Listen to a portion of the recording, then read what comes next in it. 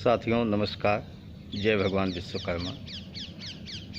दरअसल जो मुझे अनुभव हो रहा है या कि पूर्व का जो अनुभव है, ठीक मैं पूर्व के अनुभव पर अभी भी यकीन कर रहा हूँ, विश्वास कर रहा हूँ और वो अनुभव ही बताता है कि मैं न पूर्व में गलत था न अब गलत हूँ। क्योंकि अभी निकलने के बाद मैं दरवाजे दरवाजे जा रहा हूँ, लोगों से मिल रहा हूँ। मैं ये बात अच्छी तरीके से जानता हूँ कि प्रत्येक दरवाजे में नहीं पहुँच सकता। ये बिल्कुल सच है, फैक्ट है, उसमें कोई झूठ नहीं। क्योंकि मैं अकेला कितना चलूँगा। लेकिन मुझे विश्वास है जिस दिन आप चलेंगे उस दिन मेरे विचार पहुँच जाएंगे। मेरे विचार पहुँचेंगे तो निश्चित ही आपका विश्वकर्मा वंशीय समाज एक साथ एक छत के नीचे आकर खड़ा हो जाएगा। यूँ तो कालांतर में जो उथल पुथल हुआ उसके बाद हम ये कह रहे हैं कि नहीं, सभी स्वयं को विश्वकर्मा वंशीय नहीं मानते, लेकिन यह बात सच नहीं है। मैं जब निकलता हूँ तो देखिए, लौहकार और काष्ठकार स्वयं विश्वकर्मा वंशीय होते हैं, इसको आम जनमानस मानता है। आम जनमानस यानी प्रत्येक व्यक्ति मानता है, सब जानता है कि विश्वकर्मा वंशीय होते हैं। शिल्पकारों के बारे में उनको अलग अलग उनके रहन सहन व्यवहार की वजह से लोग अलग तरीके से मानते हैं, उनको विश्वकर्मा वंशीय नहीं मानते। सुनार को जो स्वर्णकार होते हैं और हमारे जो ठठेरा बंधु होते हैं, ये लगभग मार्केट में व्यवसायी की तरह होते हैं, तो इनको लोग व्यवसायी मान लेते हैं, सेठ मान लेते हैं, बनिया मान लेते हैं। लेकिन इनके यहाँ जब जाता हूँ तो देखिए, ये लोग स्वयं को, जैसे हमें कोई वृद्ध मिल गए तो वो लोग स्वयं को विश्वकर्मा वंशीय मानते हैं। लेकिन कोई नया लड़का मिल गया 20-25 साल 30 साल का, तो वो स्वयं को विश्वकर्मा वंशीय मानने को तैयार ही नहीं होता। वो तो कुछ लोग तो ये कहते हैं मुझे पता ही नहीं है, मुझे पता ही नहीं कि मैं कौन हूँ, बस स्वर्णकार हूँ, सुनार हूँ, विश्वकर्मा वंशीय हूँ, इसमें संदेह होता है, मतलब कह नहीं पाते वो। इसका मतलब हुआ कि स्वर्णकारों का जो संगठन है उसने अपेक्षित काम नहीं किया। काम तो किया है, क्योंकि मुझे कई जगह से मालूम है कि स्वर्णकारों के संगठन है। तो संगठन है तो उन लोगों ने अपने लोगों को यह नहीं बताया कि मैं विश्वकर्मा वंशीय हूँ। अगर विश्वकर्मा वंशीय हूँ तो उन्हें अपने अन्य भाइयों को खोजना चाहिए था। यही बात लौहकार और काष्ठकार के लोगों से है कि अगर ये विश्वकर्मा समाज के हजारों हजार संगठन बनाकर घूम रहे हैं तो 4, 6, 10 लोगों को, स्वर्णकार को, शिल्पकार को, ताम्रकार को जोड़ लेने से संगठन नहीं बनता। संगठन बनता है जब बहुतायत में लोगों को जोड़ा जाए, ज़्यादा से ज़्यादा मात्रा में लोगों तक पहुंचा जाए, उन तक अपने संदेश को पहुंचाया जाए। अभी हम सभी तक अपना संदेश पहुंचाने में सफल नहीं हुए हैं। यह बहुत बड़ी विडंबना है। यही हमारी असफलता का मूल कारण है, क्योंकि हम साथ होते हुए भी वो स्वीकारोक्ति नहीं कर पाते, यानी गर्व के साथ नहीं कह पाते कि मैं विश्वकर्मा वंशीय हूँ। वो गर्व हमारा गायब हो जाता है। अभी एक बात और, मैं निकलते हुए टहलते हुए जब जाता हूँ तो कहीं कोई एक महिला मिल गई, बहुत शिक्षित। तो उसने कहा कि आप लोग संगठन तो बनाते हो लेकिन महिलाओं की भागीदारी नहीं होती। ये सच है, मैं इनकार नहीं कर सकता। क्यों? क्योंकि जो अपने यहाँ संगठन है, 2-4 महिलाओं की भागीदारी हो जाती है, औपचारिक रूप से किसी के घर की महिलाएं होती हैं। लेकिन सार्वजनिक मंच से जब हम अभी पुरुषों को नहीं जोड़ पाए हैं, लोगों को नहीं जोड़ पाए हैं, यहाँ तक कि समाज को ही नहीं जोड़ पाए हैं। जैसे लौहकार, काष्ठकार एक साथ एक मंच पर नहीं है, केवल विश्वकर्मा वंशीय हैं, ये स्पष्ट रूप से खुल्लम खुल्ला है। लेकिन अभी हम शिल्पकार, ताम्रकार, स्वर्णकार को नहीं जोड़ पाए हैं। स्पष्ट रूप से खुलकर ना वो लोग बोलते हैं और हम लोग बोलते हैं, कहते हैं तो उसको 10 लोग सुनते भी नहीं। तो अभी तो हम एक समाज को ही नहीं जोड़ पाए, तो महिला पुरुष को जोड़ने की बात तो बहुत दूर की बात है, बहुत दूर की बात हो गई। लेकिन हमें एक साथ सभी पर काम करना होगा, यानी उनको भी जोड़ना होगा, महिलाओं को भी भागीदारी पर्याप्त देनी होगी, क्योंकि 50% उनकी आबादी होती है, तो उनको भी भागीदारी देनी होगी। इधर मुझे शिल्पकार और स्वर्णकार पर विशेष काम करना होगा।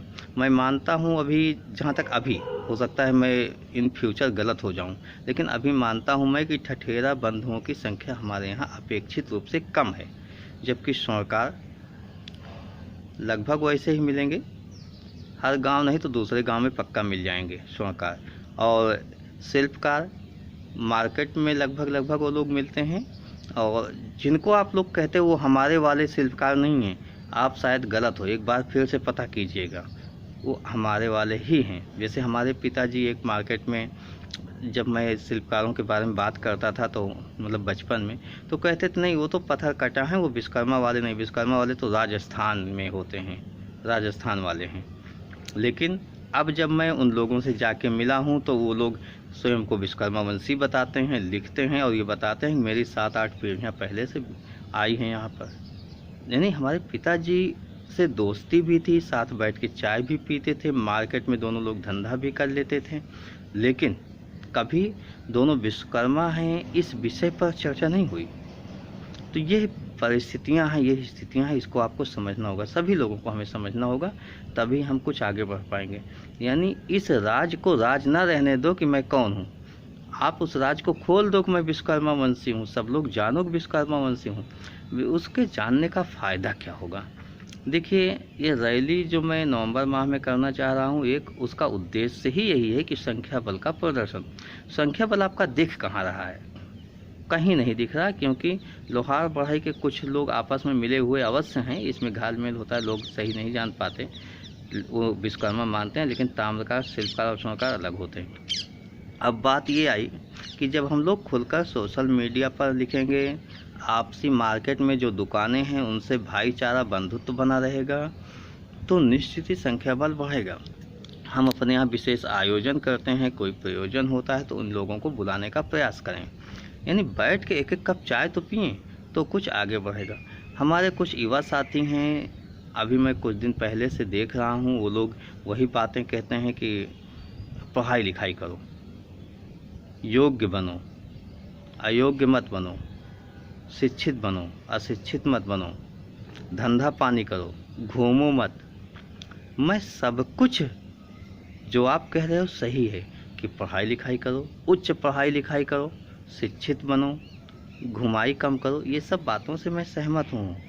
ठीक है, हमारे युवाओं को आप समझाते हो, लेकिन एक सिस्टमेटिक सिस्टम से नहीं समझा पाते हो। आप किसी ग्रुप में लिखते हो, उसमें मैं मानक 500-600-700 लोग होते हैं, उसमें से आजकल की जो मानसिकता है, जो टेंडेंसी एक तरीके से चल आई है, बहुत से लोग, यहाँ तक कि ग्रुप में 90% लोग ऐसे होते हैं जो मजबूरी में ग्रुप में बने होते हैं, किसी भी ग्रुप मजबूरी में बने होते हैं, वो उसको पढ़ते लिखते नहीं हैं ज़्यादा। क्लिक किया, ऑल डिलीट, सब गायब हो जाता है। तो आप लिखते रहते हो, मतलब 10-20-25 लोग सुनते हैं और फॉलो उसको कोई भी नहीं करता, एक भी व्यक्ति फॉलो नहीं करता। यानी आप बहुत अच्छे विचार लिखते हो तो उसको कोई फॉलो करने वाला नहीं होता, 2-4 से 10 लोग अपवाद स्वरूप हो जाते हैं, लेकिन फॉलो तो कोई नहीं करता, मतलब देखने वाले हो जाते हैं 4 से 10 लोग। तो अब बताइए, जब कोई प्रतिक्रिया नहीं देगा, कोई बात नहीं करेगा, कुछ निष्कर्ष नहीं निकलेगा, तो क्या होगा? जैसे मैं अपने एक, कहना नहीं चाहिए लेकिन बचपन की बात बता रहा हूँ कि जब मैं एक ज़िले की मीटिंग में जाता था, वो विश्वकर्मा समाज का संगठन था, तो हम लोगों को उत्सुकता होती थी, बहुत खुशी होती थी। अपने घर से लगभग 50 किलोमीटर दूर जाता था, तब साइकिल की ही व्यवस्था थी, तो कभी साइकिल कभी साधन से चला जाता था। लेकिन जब जाता था तो उस दिन का मेरा पूरा का पूरा दिन नुकसान हो जाता था। वहाँ जाता, वहाँ क्या बात होती, कभी किसी विषय पर हम इस निष्कर्ष पर नहीं पहुँचे कि हमें करना क्या चाहिए, कभी भी किसी भी मीटिंग में नहीं पहुँचे। केवल वहाँ 2-4 बातें यही होती कि इस स्थान पर विश्वकर्मा मंदिर पर अतिक्रमण हो गया, यहाँ विश्वकर्मा मंदिर बन रहा है, सबको सहयोग करना है, यहाँ पर मारपीट हो गई, इनके साथ उत्पीड़न हो गया, इनकी ज़मीन कब्जे में ले ली गई, मतलब यही सब बातें हुई। कभी इस बात की चर्चा नहीं हुई कि किसी तरीके से अपने बच्चों को उच्च शिक्षित किया जाए, टेक्निकल शिक्षा दी जाए, ऐसी शिक्षा दी जाए जिससे वो गवर्नमेंट जॉब में जा सकें, पॉलिटिक्स में कैसे आगे बढ़ा जाए, ये सब कहीं बात नहीं हुई। आते जाते 1 से सवा साल तक मैं आते जाते ऊब गया। हर महीने मीटिंग होती थी पहले संडे को, लेकिन ऊब गया, उसके बाद मैंने जाना बंद कर दिया।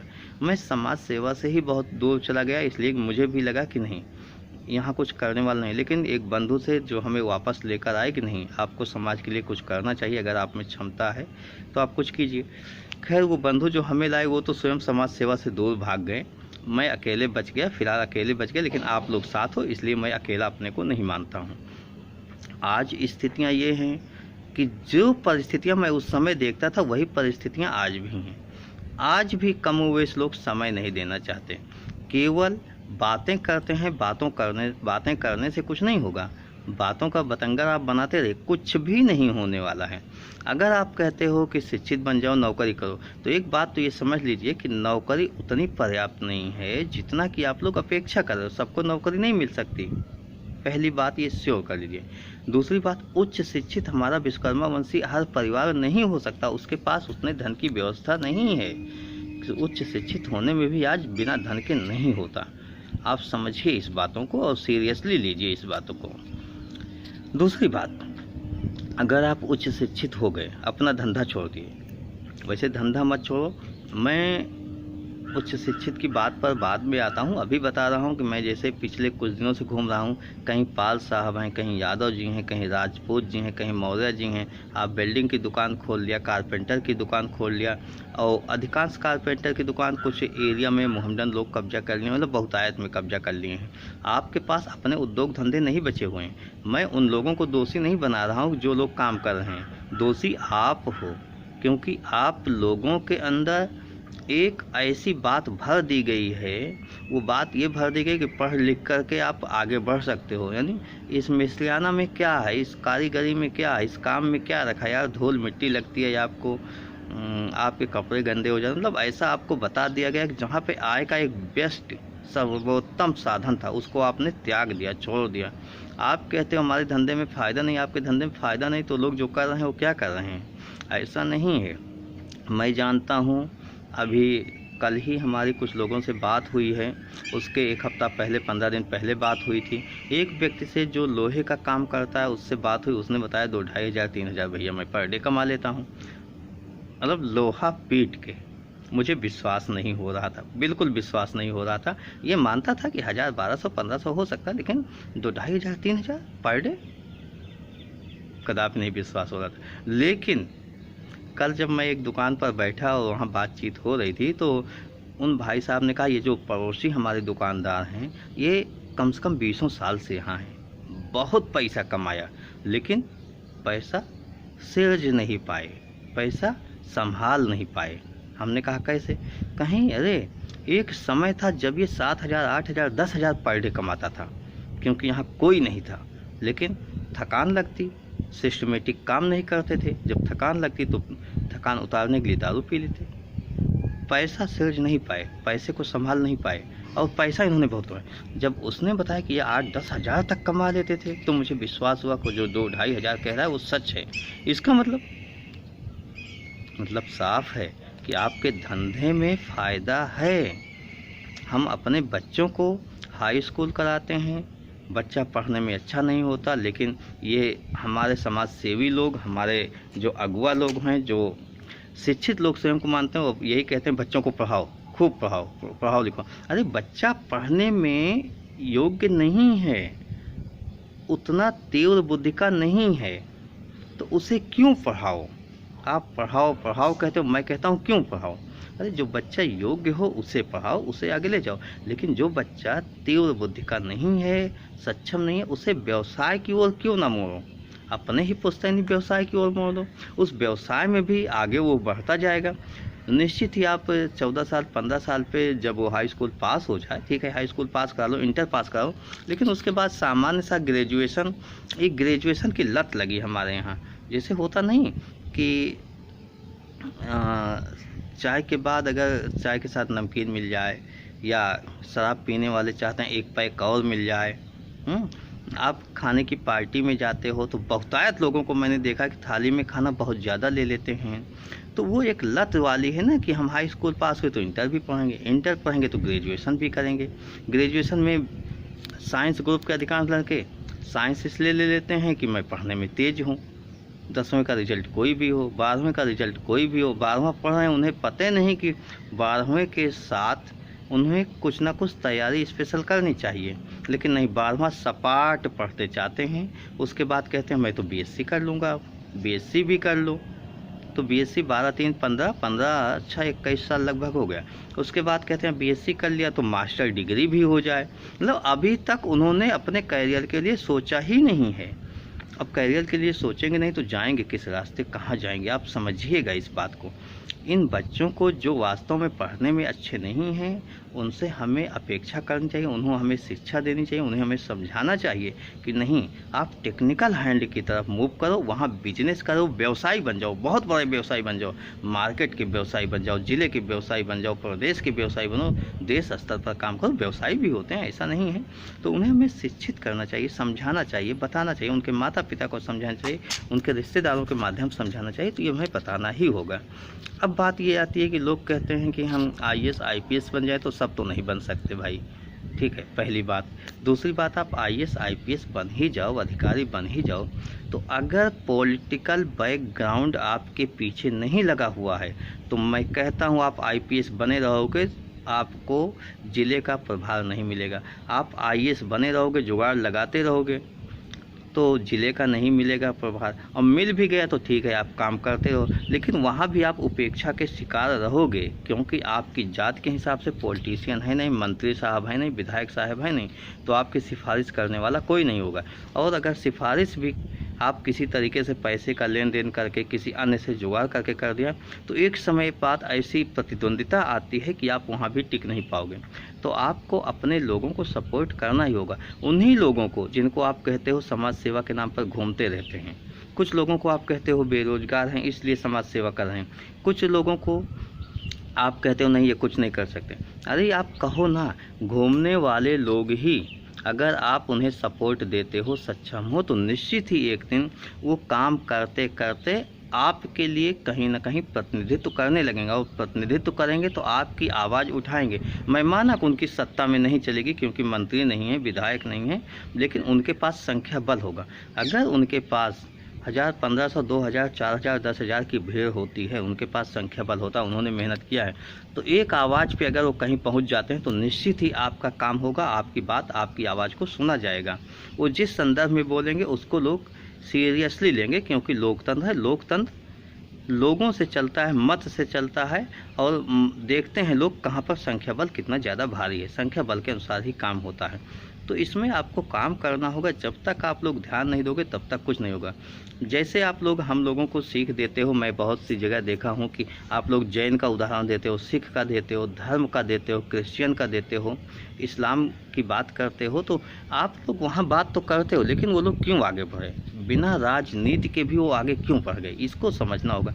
क्योंकि उनके धार्मिक सिद्धांत जो हैं वो सहयोग की भावना पर आधारित हैं। वहाँ आईएएस हो, आईपीएस हो, वो सहयोग करता है। एक सामान्य कर्मचारी है, सामान्य व्यवसायी है, तो भी वो सहयोग करता है। वहाँ सहयोग की भावना मन मस्तिष्क में उसी तरीके से विद्यमान है जिस तरीके से आपके मन मस्तिष्क में यह विद्यमान है कि अपने पुश्तैनी धंधे में कुछ रखा नहीं है, पढ़ाई लिखाई में सब कुछ रखा। उसी तरीके से वो धर्म परायण होते हैं, धर्म के लिए ही मर मिटने को तैयार होते हैं, धार्मिक होते हैं, पूरी तरीके से सहयोग करते हैं। तो आप उस तरीके धर्म परायण हो नहीं, आपका कोई संगठन, कोई संस्था आप में कुछ आपको जोड़ नहीं पा रही, कोई सीख नहीं दे पा रही, तो आप कैसे आगे बढ़ोगे भाई? तो इसका एक ही उपाय है, वो उपाय ये है कि आप नैतिक सीख जो दे रहे हो उसमें ये अपने लोगों को, अपने जानने वालों को बताइए कि जो जिस काबिल है वो करे। जो हमारे घुमंतु लोग हैं, जो समाज सेवा के लिए तल्लीन है, समाज में कुछ काम करना चाहते हैं, उन्हें आप लोग सहयोग देने का प्रयास कीजिए। आपके सहयोग समर्थन से ही वो आगे बढ़ पाएंगे, क्योंकि आपकी नौकरी जो है वो कुछ सालों की होती है, बाकी समाज आपका आज नहीं, कल के बाद भी हजारों साल तक समाज चलता रहेगा। अगर आपकी समाज में उपलब्धि कुछ है, आपने समाज को कुछ दिया है, तो उपलब्धि के सहारे जो समाज उपलब्धि पाएगा, उसके सहारे दीर्घ काल तक आपकी जो सहयोग की भावना है उसको याद रखा जाएगा, समाज याद रखेगा, निश्चित ही याद रखेगा, उससे कोई भूल नहीं सकता है, ये आप समझ लीजिए। और एक बात, कहावत है ना, संघे शक्ति युगे युगे, तो आप एक साथ रहोगे तो निश्चित ही वो शक्ति आपको सफल बना देगी, आपकी समाज को आगे ले जाएगी। आप ये समझ लीजिए आपके पास कुछ भी आज नहीं है और सब कुछ आप खो चुके हो, लेकिन आप वहाँ से खोए, कभी आप सत्ता के केंद्र में होते थे और आज सत्ता से आप बहुत दूर हो, तो इसका मतलब वो आपको सत्ता के पास से ही जाना है, और सत्ता के पास जाने के लिए आपको व्यवस्थापिका के माध्यम से जाना होगा। ज़्यादा से ज़्यादा व्यवस्थापिका में आपके लोग रहेंगे तभी आप सफल होंगे। आप आईएएस आईपीएस बन के सफल नहीं होगे, क्योंकि सभी लोग आईएएस आईपीएस नहीं बन सकते, कुछ एक लोग बन सकते हैं, और वो सिस्टमेटिक काम भी आप नहीं करने देते हो। कहाँ है आपके पास कोई संगठन है कि वो उस दिशा में व्यवस्थित तरीके से काम कर रहा है। एक बार मैंने अवश्य प्रयास किया था लगभग 3 साल तक, लेकिन उसमें जमा पूंजी सब कुछ खो दिया, और हमारे सहयोगी भी हमारे साथ नहीं है जो हमसे वादा कर रहे थे कि हर महीने डोनेट करेंगे, ये करेंगे, वो करेंगे। मैं अपने बच्चों को, समाज के बहुत से बच्चों को लेके आया, उन्हें पढ़ाया लिखाया, लेकिन सब पीछे से बैक सपोर्ट करने वाले गायब हो गए। तो मैं साफ जानता हूँ कि कहना अलग बात, करना अलग बात होती है। आप वहाँ नहीं कर सकते हो, ठीक है, हमारे बच्चे जो पढ़ लिख रहे हैं उन्हें पढ़ने लिखने दिया जाए, क्योंकि सब एक तरफा मैं हो सकता है, सबको एक साथ न ले जा सकूं, लेकिन आप संख्या बल के मामले में सपोर्ट कर सकते हैं। आप सहयोग कीजिए, समर्थन कीजिए। निश्चित ही जब सरकार में प्रतिनिधित्व होगा आपका, तो आपको वो सब कुछ मिल जाएगा, आपकी वो समाज को वो सब कुछ मिल जाएगा, जो खोया हुआ गौरवशाली आपका इतिहास है वो निश्चित ही वापस आएगा। आपकी समाज पुनः बुलंदियों पर होगी, लेकिन कब? जब सहयोग व समर्थन आपका मिलता रहे। तो सहयोग व समर्थन के लिए आप ये समझ लीजिए कि आपके घर पर कोई समाज सेवी जाता है तो आप कुछ ना कुछ आर्थिक मदद करने का प्रयास कीजिए। आप ये भूल जाइए कि वो उसका मिसयूज करेगा। आप मदद कीजिए, आप अपना काम तो कीजिए, वो क्या करेगा अलग बात है। वो समाज सेवा के लिए निकला है तो निश्चित ही मन मस्तिष्क में समाज सेवा ही होगी, वो लूटने के लिए नहीं निकला। और लूटने के लिए आपसे कितना लूटेगा भाई? आप 1000-500 दे दोगे, 100-200 दे दोगे, 10-20 हज़ार दे दोगे, वो एक ही बार तो लूट लेगा। कितनी बार आपको लूटेगा? वो लूटने नहीं निकला है, वो वास्तव में समाज सेवा के लिए निकला है। लेकिन जब उसे आपकी मदद नहीं मिलती तो एक समय ऐसी होती है, एक स्थिति ऐसी होती है कि उसके पास कुछ भी नहीं बचता, वो बैक हो जाता है। जिस तरीके से मैंने कहा कि जो मुझे लाए थे वो बैक हो गए, ऐसे बहुत से लोग समाज के, कितने बुजुर्ग समाज सेवियों की मैं बात करूं जो बैक हो गए। बैक क्यों हुए? क्योंकि वो आपसे मांग नहीं सकते थे, और मांगा भी तो आपने दिया नहीं, और दिया भी तो कोई 1-2-4 लोग देते हैं। 1-2-4 लोग से निश्चित है कोई पूरी लाइफ नहीं चल सकता इस समाज के लिए। तो सहयोग की भावना ज़्यादा से ज़्यादा होनी चाहिए। दूसरा, हमारे जो ऐसे लोग हैं जो आर्थिक सहयोग नहीं कर सकते, वो तमाम मेरे वीडियो, मेरे विचारों को या अपने समाज के अच्छे विचारों को फॉरवर्ड करते रहें, आगे लोगों को बताते रहें, संदेश देते रहें, तब भी समाज का विकास होगा। सहयोग किसी भी स्तर पर आपका सहयोग करना ही होगा। जहाँ हैं, जिस स्तर में हैं, उसी स्तर से आप सहयोग कीजिए, लेकिन सहयोग करते रहिए। तो सहयोग की इसी भावना के संदेश के साथ मैं आज अपनी बात को विराम देता हूँ। फिर कभी मिलेंगे और आपसे पुनः विस्तार से चर्चा करेंगे। धन्यवाद। जय भगवान विश्वकर्मा।